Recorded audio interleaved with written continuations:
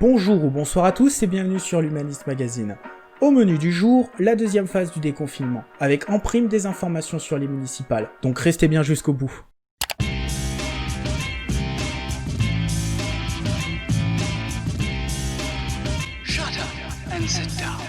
Après une première étape du déconfinement, qui s'est plutôt bien passée, d'ailleurs on n'a pas du tout été mauvaise langue sur le sujet, n'allez pas voir notre vidéo sur le reconfinement. Pas notre genre. On a du coup une deuxième phase qui s'enclenche à partir du 2 juin et qui s'étalera sur plusieurs dates. Mais avant de parler du 2 juin, faisons un petit point sur la situation actuelle. Certains le savent déjà, mais après que les associations aient chouigné devant le Conseil d'État, les cérémonies religieuses sont de nouveau autorisées. Et on a nos chers amis lycéens, qui sont extrêmement tristes de savoir que certaines de leurs épreuves ont été annulées. Mais qu'en est-il de la situation actuelle ? Eh bien, sachez maintenant qu'il n'y a plus de départements en rouge. En effet, ils sont tous soit en vert, soit en orange. Donc en orange, on se retrouve encore avec l'Île-de-France, Mayotte et la Guyane, parce que le virus circule encore beaucoup dans ces zones. Alors maintenant qu'on a vu ce qui était autorisé actuellement, on va voir ce qui va être autorisé à partir du 2 juin. Et on va voir notamment que cette distinction de zones fait quand même une différence. D'abord, dans les zones vertes, les bars, restaurants et cafés ouvrent, dans la limite évidemment des 10 personnes regroupées à une même table et des 1 mètre de distanciation. À Paris, par exemple, dans les zones oranges, vous serez condamné à boire sur les terrasses en vous prenant le vent et la pluie dans la gueule. Ah bah, au moins ils auront pas le temps d'être bourrés, hein. Ils se prendront directement le seau d'eau dans la gueule pour les réveiller. Hein. Ouais, c'est sûr que ça dessoule rapidement. Alors on note toutefois que même dans les zones vertes, boire debout à l'intérieur, c'est interdit. Donc, nécessairement, la drague au comptoir est interdite également. D'autant plus quand on est bourré et lourd, parce qu'on a tendance à moins observer la règle des 1 mètre. Deuxième différence, si en France les gymnases, salles de sport, parcs de loisirs, camping, salles de spectacle, théâtre et piscines ouvrent, à Paris par contre vous continuerez de prendre des douches en plein air, plutôt que d'aller dans les piscines.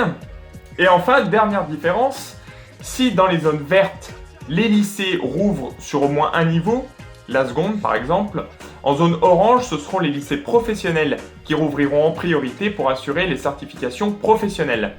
Partout en revanche, il y aura des entretiens pédagogiques individuels pour permettre de voir où les élèves en sont, et notamment s'ils ont passé 2 mois à s'astiquer la nouille plutôt que de travailler leurs cours. Bon, maintenant qu'on a bien souligné que les Parisiens étaient totalement différents de nous, on peut peut-être parler des points communs à toutes les zones. On a la limitation kilométrique qui du coup va sauter. C'est-à-dire que plus de limitation des 100 km, on peut se déplacer de partout sur le territoire, même en Outre-mer. Cependant, Édouard Philippe nous rappelle et nous demande encore une fois de rester raisonnable. Autre point commun, écoles et collèges resteront partout ouverts, au moins durant une petite partie de la semaine, avec en zone orange des petites spécificités concernant les classes de 4e et 3e qui resteront ouverts que si les conditions sanitaires le permettent. Enfin, partout, même à Paris, resteront ouverts les parcs, jardins et monuments. Il en est de même pour les plages, les lacs, les étangs et même les plans d'eau croupis si vous voulez faire quelques longueurs. Ouais, faut pas boire la tasse quoi, c'est tout. S'agissant maintenant des autres dates, on a vu le 2 juin, parlons maintenant des autres dates et du reste du monde. En Europe, monsieur Édouard Philippe nous informe que la France est favorable à la réouverture des frontières, et ce, sans quatorzaine. Toutefois, il y aura des mesures de réciprocité, donc on n'ouvrira nécessairement pas les frontières à ceux qui ne nous les ouvrent pas, et il y aura des quatorzaines si certains pays nous mettent des quatorzaines. Par exemple, en Grèce, ils ne sont pas favorables à ce que des Français viennent chez eux, puisqu'ils sont un petit peu plus fragiles en ce moment niveau du coronavirus.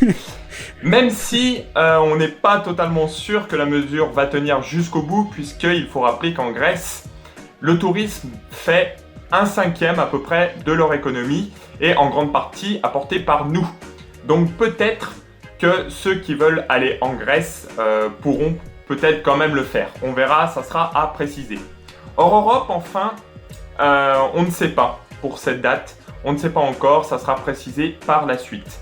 Par contre, ce qu'on sait, c'est qu'à l'échelle nationale, au moins jusqu'au 21 juin, les rassemblements à 10 personnes restent pour l'instant interdits, tout comme les manifestations publiques sportives et les boîtes et salles de jeu qui restent pour l'instant fermées. La France interdit donc tout divertissement, surtout s'il est amusant. Bon, j'exagère un petit peu, parce que le 22 juin, les cinémas et les colonies de vacances pourront rouvrir. Ah, ça, c'est quand même la mesure pour tous ceux qui veulent se débarrasser de leurs gosses après 2 mois de confinement. Oui, mais c'est pour les gamins qui ont trop tapé leur petite sœur ou j'en aurais fait partie. Le goulag des temps modernes, ouais. Bon allez, maintenant qu'on a parlé des dates importantes, Alexandre, peux-tu nous dire ce qui est maintenu pour l'instant jusqu'à nouvel ordre sans plus de précision? Bien sûr, concernant les transports, on reste sur le format une place pour deux, avec port du masque obligatoire, même dans les gares. Concernant la SNCF, la réservation reste encore le mot d'ordre.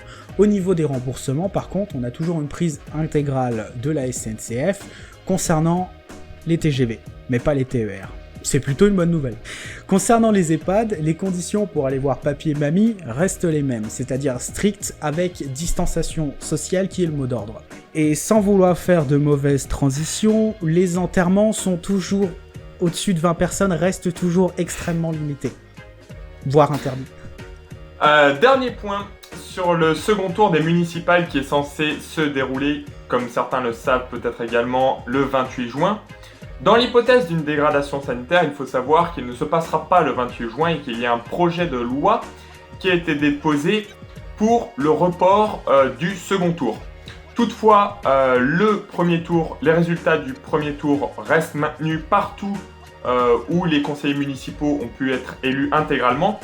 Là où ce n'est pas le cas, par contre, un nouveau scrutin à 2 tours devra intervenir quand la situation le permettra, évidemment.